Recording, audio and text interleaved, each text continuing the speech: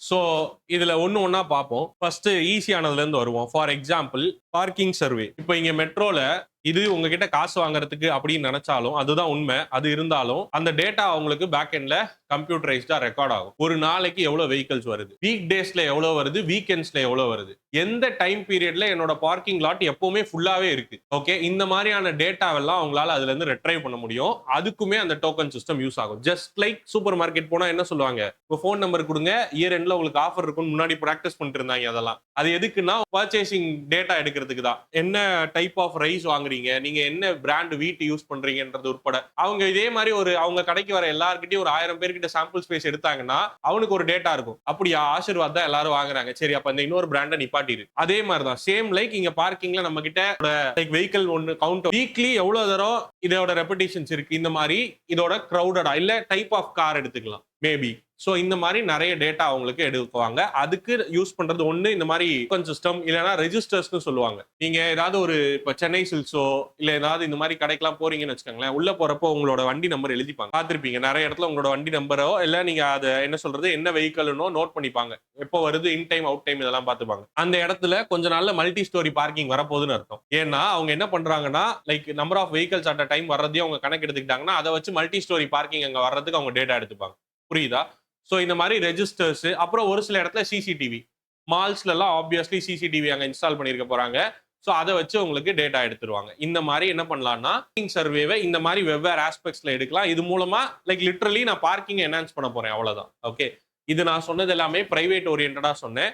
எல்லாமே அப்படியே பப்ளிக்கும் பொருந்தும். லைக் பீச்ல பார்க்கிங் கொண்டு வரதா இருக்கட்டும், பார்க்ல கொண்டு வரதா இருக்கட்டும், இது எல்லாமே ரீசெண்டா பண்ணிட்டு இருக்க விஷயம். பீச்லயும் இப்ப போனீங்கன்னா பார்க்கிங்க்கு சார்ஜஸ் தான். பீச்ல கார் நிப்பாட்டிட்டு உள்ள போயிட்டு வர்றதுக்கு சார்ஜஸ் தான். அதுவும் வீக்கெண்ட் தான், வலுக்கட்டாயமா 4 ஹவருக்கு தான் போடணும்னு வாங்க. நான் 4 மணி நேரம் பீச்ல இருக்க மாட்டேன்டா, நான் ஏன் டோக்கன் பண்ணுவேன் சார்? 4 மணி நேரம் இருந்துட்டு போங்க, நான் 4 மணி நேரம் தான் மினிமமே போடுவேன் அப்படின்னு அராஜகம் பண்ணுவாங்க. Okay fine. இந்த மாதிரி பார்க்கிங் இஷ்யூஸ் நிறைய இடத்துல. இப்போ ஒரு பார்க் ஒன்று ஓபன் பண்ணாங்கல்ல, சென்டினரி பார்க் ஒன்று, கலைஞரோட சென்டினரி பார்க் சென்னையில அந்த செம்மொழி பூங்காக்கு எதிர்க்க ஒன்று ஓபன் பண்ணாங்க. பார்க்கிங்கே இல்ல. வண்டி வந்து நிப்பாட்டுறதுக்கு இடமே கிடையாதுங்க. சரியா, ரோட்ல தான் நிப்பாட்டணும். ரோட்ல நிப்பாட்டினா ஃபைன் போடுவேன், போலீஸ் நிப்பாங்க அங்கேயே. ஓகே, வலுக்கட்டாயமா ஃபைன் வாங்குறதுக்கு பண்ற மாதிரி இருக்கு இதெல்லாம். ஓகே, ஸோ இதெல்லாமே இஷ்யூ. அப்போ பார்க்கிங்க்குன்னு ரெஸ்பெக்டிவா சர்வேஸ் பண்ணணும். அதை வச்சுதான் அவங்க அதுக்கான ஸ்பேஸ் எல்லாம் ஒதுக்கணும். அதே மாதிரி அடுத்து பாத்தீங்கன்னா அடுத்து ஈஸி பிக் எல்லாம் நான் சொல்லிட்டே வரேன். அடுத்து இருக்கிறது என்னன்னு பாத்தீங்கன்னா ஆக்சிடென்ட் சர்வே. ஆக்சிடென்ட் சர்வேனா இந்த சர்வே பண்றதுக்கு 2 ரீசன். ஒன்னு, ஆக்சிடென்ட் ஏன் நடந்துச்சுன்னு கண்டுபிடிக்கிறது.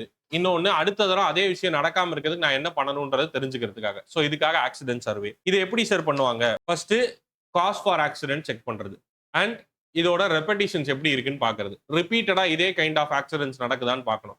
ஈசிஆர்லாம் எடுத்துக்கிட்டீங்கன்னா ஹெட் ஆன் கொலிஷன்ஸ் தான் நிறைய இருக்கும். ஏன்னா அங்க லேனே பாத்தீங்கன்னா ஒரு 2 லேன் தான் இருக்கும், ஆனா 2 வே டிராபிக். ஸோ ஒரு லேன்ல ஒருத்தர் தான் போகணும். ஓவர்டேக் பண்ணணும்னு ட்ரை பண்ணீங்கனாலே எதிர்க்க வெஹிக்கிள் வரும். ஸோ பார்த்து ஓவர்டேக் பண்ணணும். அதுக்கு எவ்வளவு டிஸ்டன்ஸ் கொடுக்கணும், ஓவர்டேக்கிங் ஜோன்னா என்ன, ஓவர்டேக்கிங் சைட்னா என்ன, அதுவும் இன்னைக்கு படிப்பீங்க. சரியா? ஸோ அப்ப நான் என்னன்னா எனக்கு அந்த இடத்துல ஹெட் ஆன் கொலிஷன்ஸ் நிறைய நடக்குது, நேருக்கு நேர் வெஹிக்கிள் முட்டிக்கிறது நிறைய நடக்குது ஃப்ரீக்வெண்டா. அப்பனா நான் என்ன பண்ணணும், அந்த இடத்துல ஹெட் ஆன் கொலிஷன் அவாய்ட் பண்ற மாதிரி ஏதோ ஒரு மெஷர் எடுக்கணும். அதுக்கு ஒரு எக்ஸாம்பிள் தான் நடுவில் மீடியன்ஸ் போடுறது. அப்ப அதை போடணும்னா ரோட கொஞ்சமாவது வைடன் பண்ணணும், அப்பதான் மீடியன்ஸ் போடணும். ஸோ இந்த மாதிரியான விஷயங்கள். அடிக்கடி ஓவர்டேக்கிங் ஜோன்ஸ் கொடுக்கறது. ரோட்ல போறப்ப கவனிச்சிருக்கீங்களா, ஒரு சில ஹைவே, இப்ப நான் சொன்ன மாதிரி ஹைவேஸ்ல எல்லாம் போறப்ப 2 லேன் தான், 2 வே, 2 சைடும் டிராபிக் வந்துட்டே இருக்குன்னா கொஞ்சம் தூரத்துக்கு ரோடு வைடன் ஆயிட்டு திருப்பி இப்படியே வைடன்ல இருந்து திருப்பி குறுகிரும். அந்த ஜோனுக்கு பேர் ஓவர்டேக்கிங் ஜோன். சரியா? ஸோ இந்த மாதிரி எனக்கு நான் எந்த இடத்துல நான் இதை கொடுக்கணுமா வேண்டாமா, இது எல்லாமே எனக்கு அங்க நடக்கிற சர்வேஸ் மூலமா தான். அகைன் ஆக்சிடென்ட்ஸ் வந்து ரியர் எண்ட் கொலிஷன் சொல்லுவாங்க.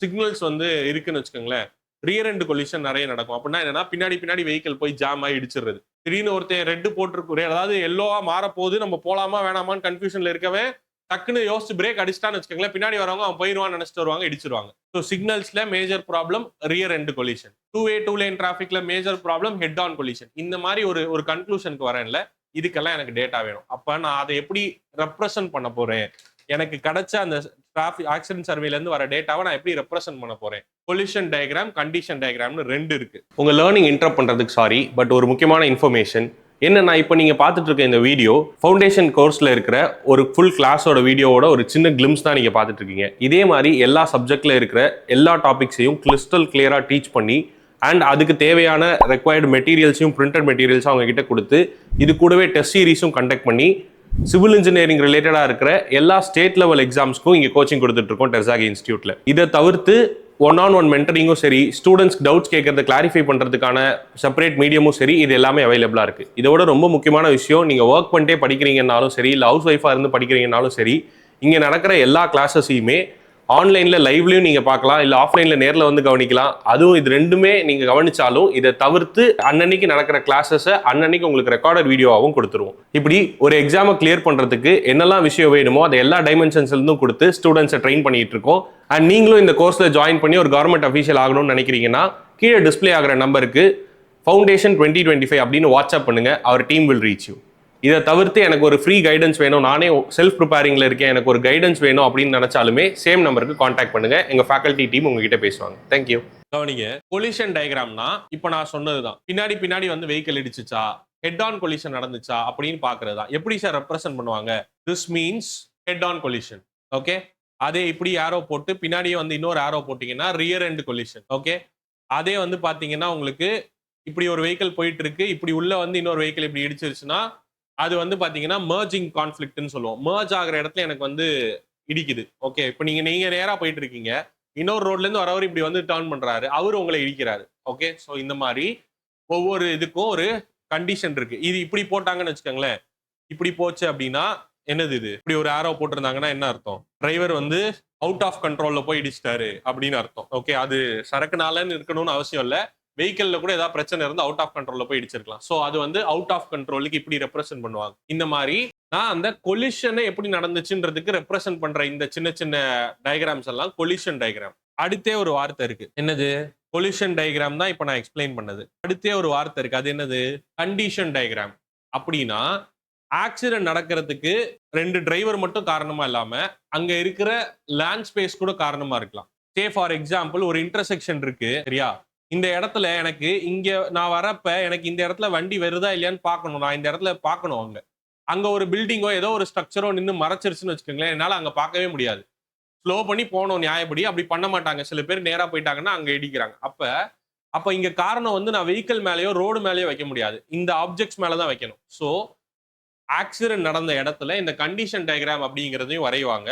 அது இட் ரெப்ரசன்ஸ் இங்க என்ன நடந்துச்சு, இங்க ஒரு ரோடு இன்டர்செக்ஷன் வருதா, இங்க வந்து சைட் ப்ராப்ளம் ஏதாவது இருந்துச்சா, லைக் என்விரான்மெண்டல் கண்டிஷன் எப்படி இருந்துச்சு, ரோடோட பேட்டர்ன் எப்படி இருக்கு, ரோட்ல ஏதாவது டேமேஜஸ் இருக்கா, பாட் ஹோல்ஸ் ரீசனா, இந்த மாதிரி அங்க இருக்கிற கண்டிஷனை வந்து பாக்குறது தான் கண்டிஷன் டயக்ராம்.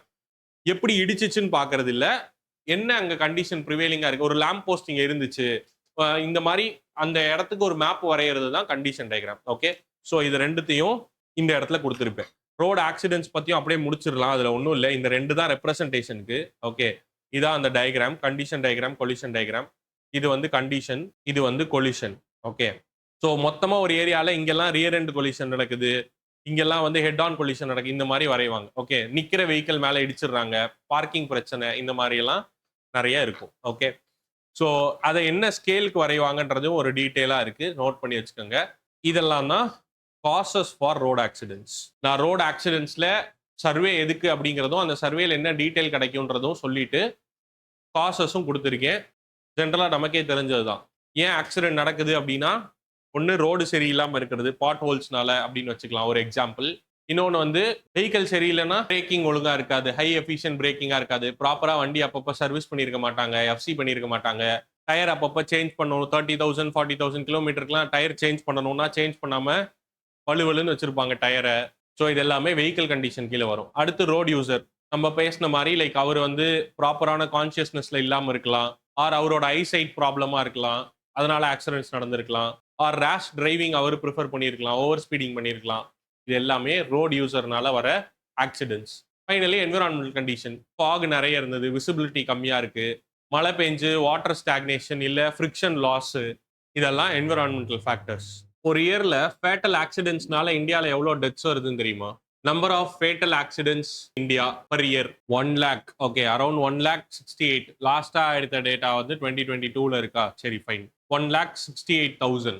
ஓகே, இதுக்கும் ஆக்சுவலா ரேங்கிங் இருக்கு. எப்படி HDI எல்லாம் படிக்க, ஹியூமன் டெவலப்மெண்ட் இண்டெக்ஸ்லாம் படிக்கிறீங்களோ அந்த மாதிரி இதுக்கும் ஆக்சிடென்ட் இண்டெக்ஸ்லாம் உண்டு. ஆக்சிடென்ட்டே பெருசா நடக்காத கண்ட்ரின்னு இருக்கும். செக் பண்ணி பாருங்க, அதுவும் கூகுள்ல. Safest to speed. ஓகே, ஜெர்மனில ஏதோ ஒரு ரோடு சொல்லுவாங்க, அது வந்து ஸ்பீட் லிமிட்டே இல்லாத ரோடு ஒன்று இருக்கும். ஸோ அந்த இடத்துல மட்டும் நீங்க எவ்வளவு ஸ்பீட்ல வேணா போய்க்கலாம். சேஃபஸ்ட் ரோட்ஸ் வந்து நார்வே. அதே மாதிரி ஹையஸ்ட் ஸ்பீட் அலோவ் பண்ற கண்ட்ரீஸ்லாம் பாத்தீங்கன்னா மோஸ்ட்லி வெஸ்டர்ன் கண்ட்ரீஸ்லாம் இருக்கும். சரியா, ஒரு வருஷத்துக்கு 1,68,000னா ஒரு நாளைக்கு ஓகே கிட்டத்தட்ட 450 மினிமமா சொல்றேன். ஓகே, ஆக்சுவலா 461 வருது. ஒரு நாளைக்கு 450 ஃபேட்டல் ஆக்சிடென்ட்ஸ் ஒரு நாளைக்கு. அவருக்கு போடுவோமா, ஒரு ஹவருக்கு 20 ஃபேட்டல் ஆக்சிடென்ட்ஸ் நடக்கிற ஒரு கண்ட்ரில நீங்க வேகமா போனா கெத்து கிடையாது. சேஃபா வீடு போய் சேர்ந்தாலே கெத்து தான். அதுல மேஜர் ரீசன் எதுவா இருக்கும் அப்படின்னு பாத்தீங்கன்னா ஓவர் ஸ்பீடிங்னால மட்டும்தான். அதாவது அங்க போர்டுல ஒண்ணு வச்சிருப்பாங்கல்ல, அவன் கிடக்குறான் இது நல்லா இருக்கு அப்படின்ட்டு நம்ம ஒரு வேகத்துல போவோம்ல, அந்த மாதிரி போய் ஆக்சிடென்ட் நடக்கிறது மட்டுமே ஒரு மணி நேரத்துக்கு 20. இந்தியன் இதுல எடுத்தீங்கன்னா யோசிச்சு பாருங்களேன். அப்போ இது தெரியாதவங்க இந்த மாதிரி வேகமா போனா பரவாயில்ல. இன்னைக்கு மத்தியானமே இந்த ஸ்பீட் லிமிட், அப்புறம் இதுக்கெல்லாம் பின்னாடி என்ன இருக்கு, இந்த எஸ்எஸ்டினா என்ன, ஓஎஸ்டினா என்ன, ரியாக்ஷன் டைம்னா எப்படி இருக்கும், என்ன மாதிரி இருக்கணும், ரோடு கண்டிஷன் என்ன, வெஹிக்கிள் கண்டிஷன் என்னன்னு இதுல 1008 அன்சர்டனிட்டிஸ் எல்லாம் படிச்சு தெரிஞ்சுக்கிட்டு நம்மளும் அப்படி வயலேட் பண்ணி போனா, அதாவது இந்த பாட்டு வரும்ல, தன் சாவை சட்டை பையில் வைத்துக் கொண்டு எங்கேயும் செல்கின்றான்ற மாதிரி தான் கிட்டத்தட்ட. ஓகே, தெரியாதவன் பண்ணா வேற, தெரிஞ்சுட்டே பண்ணக்கூடாது. ஓகே, அதே மாதிரி அதை அட்வைஸும் பண்ணாதீங்க யாருக்கும். கார்ல போறீங்கன்னா சீட் பெல்ட்டை போடுங்க.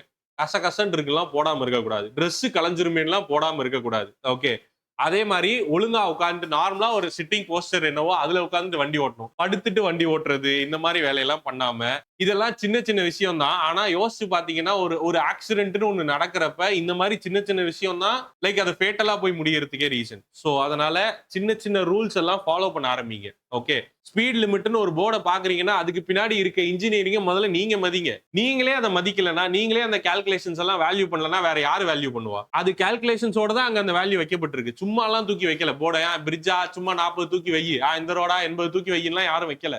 அதுக்கு பின்னாடி அவ்வளவு கால்குலேஷன்ஸ் இன்வால்வ் ஆகியிருக்கு. அதுலயும் அன்சர்டனிட்டிஸ் நிறைய இருக்கு. மெஷர் பண்ண முடியாத விஷயம் எவ்வளவோ இருக்கு. அன்னைக்கு மழை பெய்யும் அவனுக்கு என்ன தெரியுமா? அன்னைக்கு மழை பெஞ்சிருப்பா, இன்னைக்கு மட்டும் போர்டை மாத்துவோன்னு வந்து 70 வைப்பானா? 80 வச்சிருக்கான்னா அது ஒரு ஐடியல் கண்டிஷனுக்கு. அப்போ அன்னன்னைக்கு ஒரு செனாரியோ அங்க மாறும்ல, அதெல்லாம் கணக்கிலேயே வைக்கல. அப்ப நியாயப்படி அந்த போர்டுல போட்டிருக்கிறதோட கம்மியா தான் போகணும், கரெக்டா கூட போக கூடாது. ஓகே, சோ இது எல்லாமே சீட் பெல்ட் ஏன் எசென்சியல்னா உண்மையிலேயே அது போட்டாதானே சேஃப்டி.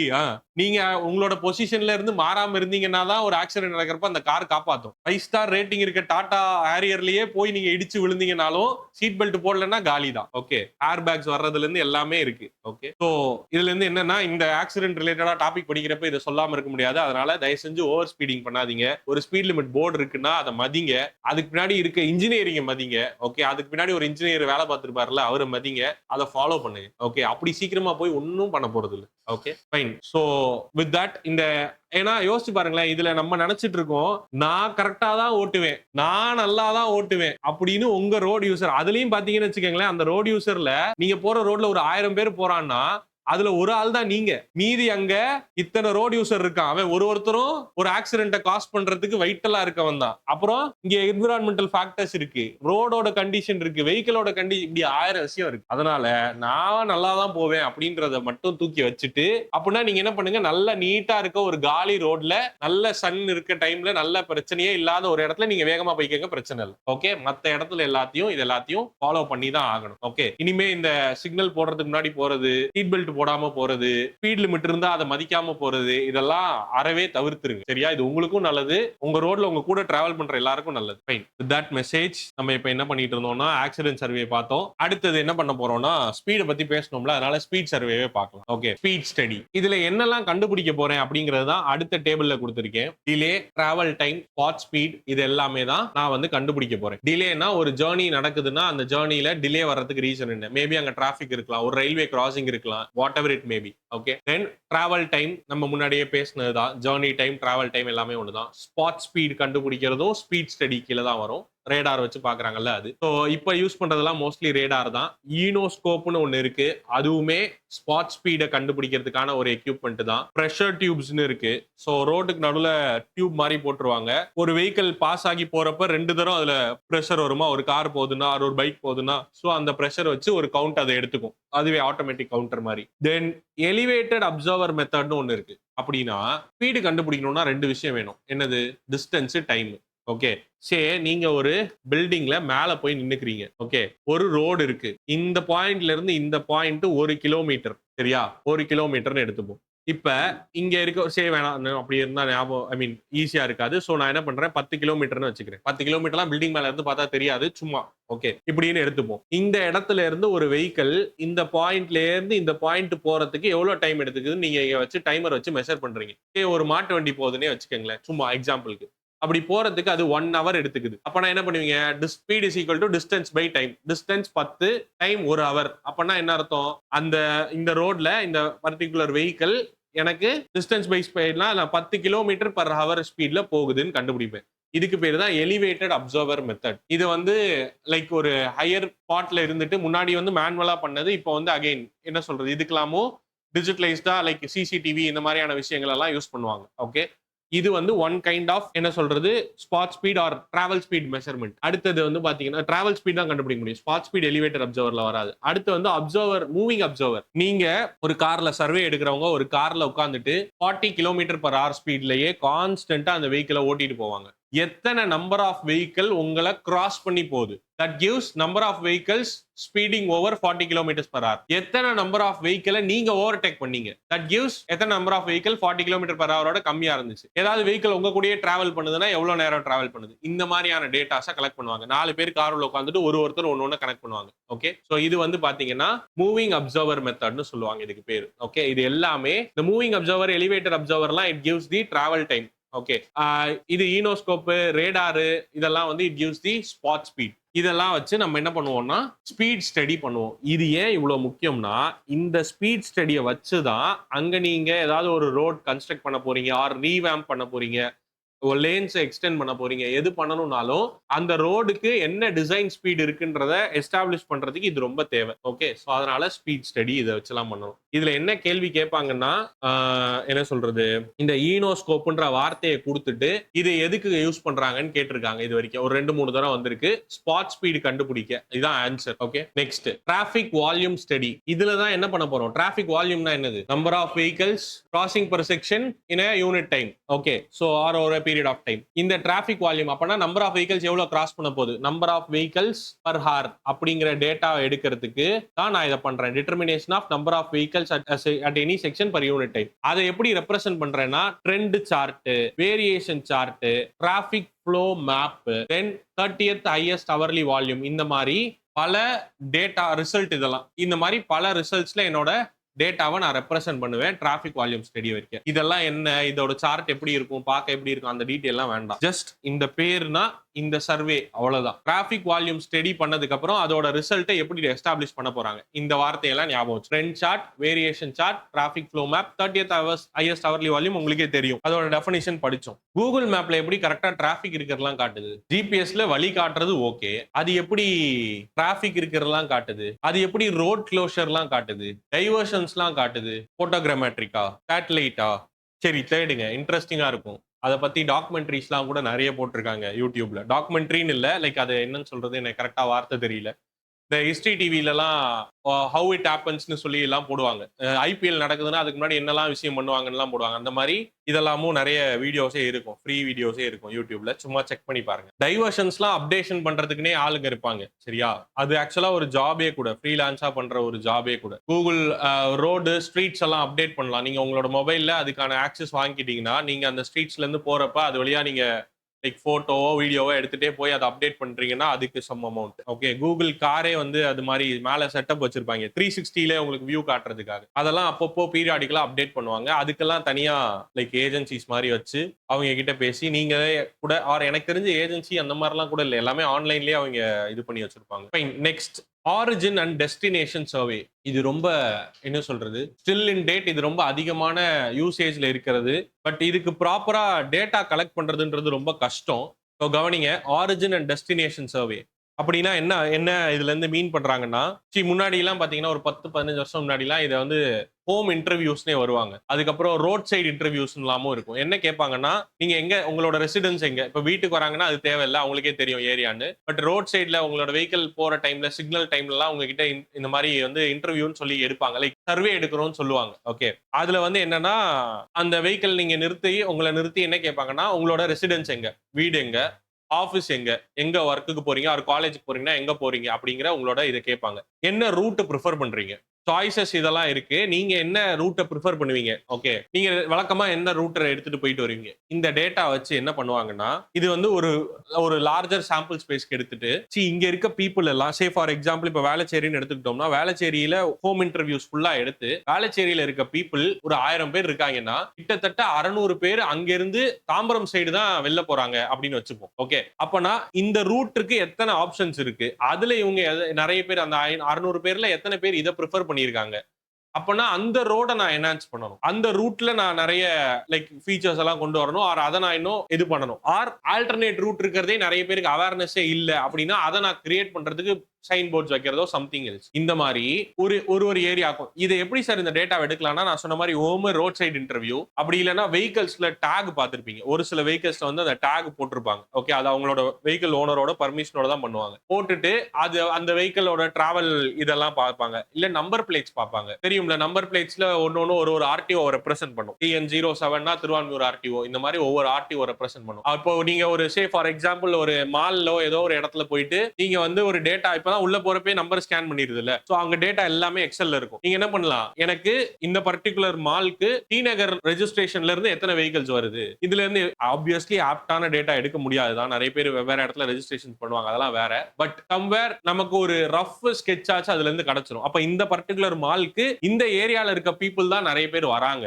சோ நான் அப்ப அந்த ரூட் கனெக்டிவிட்டி ஏதாவது என்ஹான்ஸ் பண்ணும். இந்த மாதிரி நம்பர் பிளேட்ஸ் வச்சு எடுப்பாங்க. அப்புறம் நான் சொன்ன மாதிரி டாக்ஸ், போஸ்ட் கார்டு சிஸ்டம்லாம் இப்ப அழிஞ்சிருச்சு, போஸ்டிங் சிஸ்டமே அழிஞ்சிருச்சு போஸ்ட் போடுறதே. பட் முன்னாடி எல்லாம் உங்களுக்கு அந்த கார்டு மாதிரி ஒன்னு வரும், நீங்க அதை ஃபில் பண்ணிட்டு திருப்பி ரிட்டர்ன் போஸ்ட் மாதிரி போடுவாங்க. இதெல்லாம் இப்ப இல்ல. பட் எனிவேஸ் சும்மா தெரிஞ்சுக்கோங்க. இது எல்லாமே என்ன பண்ணுதுன்னா, நீங்க எங்க இருந்து ஆரிஜின் ஆகுறீங்க, எங்க உங்களோட டெஸ்டினி இருக்குன்றத கண்டுபிடிச்சு அதுக்கு என்ன ப்ரிஃபர்ட் ரூட் இருக்கு அப்படிங்கறத பார்த்து அதை என்ஹான்ஸ் பண்றதுக்கு இதோட அவுட்புட். இப்ப இதுதான் டேட்டா எடுக்கிறீங்க, இந்த டேட்டாவை எப்படி ரெப்ரசென்ட் பண்ணுவீங்க? ஒரு ரிப்போர்ட்டே ரெடி பண்ணணும்னா அந்த ரிப்போர்ட்ல எப்படி போடுவீங்கன்னா, ஆரிஜின் டெஸ்டினேஷன் டேபிள் மாதிரி போடுவாங்க.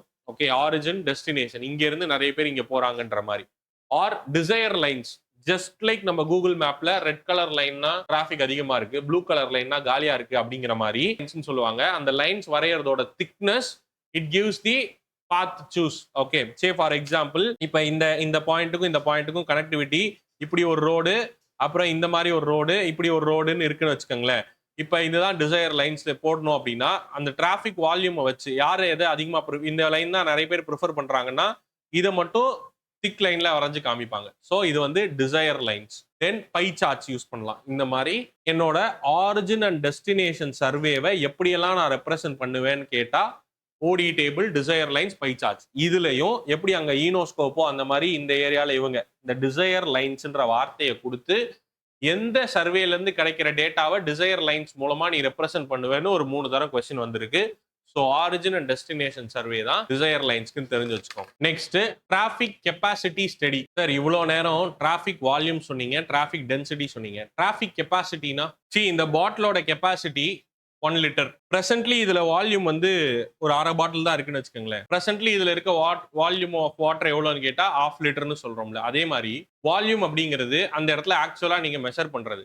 கெப்பாசிட்டிங்கிறது எவ்வளோ அதிகபட்சம் அந்த இடத்துல ஃபுல் பண்ணலாம் அப்படிங்கிறது. ஸோ ஒரு ரோட்ல அதிகபட்சம் என்னால் எவ்வளோ ஃபில் பண்ண முடியும் அப்படிங்கிறது கெப்பாசிட்டி. ஓகே, அப்படின்னா என்னது, இடிச்சு காரை நிறுத்த முடியாது. அப்போ மினிமம் ஸ்பேசிங் 2 காருக்கு நடுவில் இருக்கணும். அண்ட் நம்பர் ஆஃப் லேன்ஸ் எத்தனை இருக்குன்றதை பார்க்கணும். இதெல்லாம் வச்சு அந்த லேனுக்கு கெப்பாசிட்டினே சொல்லுவாங்க, இல்லை ரோடுக்கு கெப்பாசிட்டினே சொல்லுவாங்க. ஸோ கெப்பாசிட்டின்ற வார்த்தைக்கு வித்தியாசம் தெரிஞ்சுக்கோங்க. திருப்பி நான் லெவல் ஆஃப் சர்வீஸ்னு ஒரு வார்த்தை இருக்கு, நான் அதை எக்ஸ்பிளைன் பண்றப்ப திருப்பி இந்த கெப்பாசிட்டிக்குள்ள வருவோம். இதுலயே நிறைய வார்த்தை இருக்கு. கெப்பாசிட்டிக்குள்ளேயே ஒரு 2-3 வந்திருக்கு. அதனால அதை நம்ம பார்த்துட்டு அப்ப நான் அதை சொல்றேன். இப்போதைக்கு அதுவும் ஒரு ஸ்டடின்றதை தெரிஞ்சு வச்சுக்கோங்க. Okay, so with that traffic சர்வேனா என்ன, டிராஃபிக் ஸ்டடினா என்ன, அதுல என்னென்ன டைப்ஸ் இருக்கு, அதை அந்த டிராஃபிக் சர்வேல என்ன கண்டுபிடிக்கிறோம், அதை எப்படி ரெப்ரசென்ட் பண்றோம் அப்படின்னு ஒரு கம்ப்ளீட் டேபிள். இந்த டேபிள் படிச்சிட்டீங்கன்னா அகைன் அப்போ பார்த்த 10 பாயிண்ட்ல ஒரு 60-70% சான்சஸ் சொன்னா 80 சொன்னா சரி, மீதி 10% இதுல இருந்து இருக்கு. ஸோ இன்னும் உங்களோட சான்ஸ் ஆஃப் ஸ்கோரிங் வந்து இந்த பர்டிகுலர் சப்ஜெக்ட்ல இருந்து வர கேள்வியில அதிகமாகும் இந்த டேபிள் படிச்சிட்டீங்கன்னா. ஓகே, ஒரு நிமிஷம். இதோட ரொம்ப முக்கியமான விஷயம் என்னன்னா, இந்த சீரீஸை பத்தின எல்லா இன்ஃபர்மேஷன்ஸ், பிஹைண்ட் தி சீன்ஸ், அதுக்கப்புறம் நம்ம இதுல ஷேர் பண்ண போற PDF மெட்டீரியல்ஸா இருக்கட்டும், கிவ் அவேஸ் இருக்கட்டும், இது எதுவா இருந்தாலுமே நம்ம புதுசா கிரியேட் பண்ணியிருக்க டெர்சாகி சிவில் ஸ்கோப் அப்படிங்கிற இந்த கம்யூனிட்டியில இருக்க ஸ்டூடெண்ட்ஸ்க்கு மட்டும்தான் வரும். இந்த கம்யூனிட்டியில ஜாயின் பண்ணிக்கிறதுக்கான லிங்க் கீழே டிஸ்கிரிப்ஷன்ல இருக்கு. அதை கிளிக் பண்ணி மறக்காம அந்த வாட்ஸ்அப் கம்யூனிட்டியில ஜாயின் பண்ணிக்கோங்க. Meet you all soon in another exciting video. Thank you.